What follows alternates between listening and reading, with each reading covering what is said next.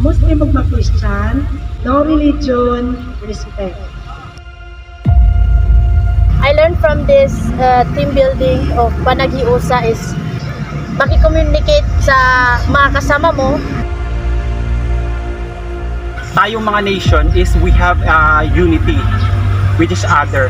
Kahit man Muslim man yan or Kristiyano, iba-iba man tayo ng kultura, dapat tayo ay may unity. It is a great opportunity to being part of this Panagiusa. It built our confidence to everyone. May Panagiusa tayo sa isa't isa.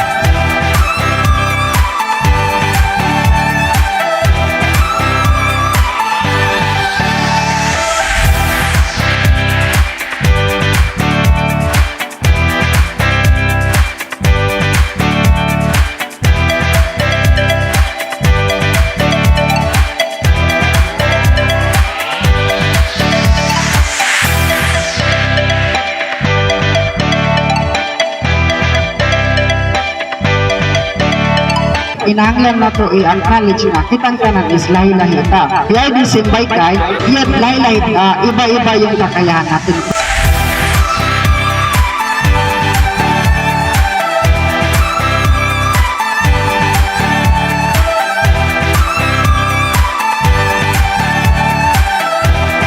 One of the most important is the foundation with each other. Kung ikaw isang leader, dapat is nakikinig ka rin sa ating community or mga members mo upang mag-grow ka rin, and then sila rin ay mag-grow sa'yo. May matutunan ka sa kanila at may matutunan ka sa akin.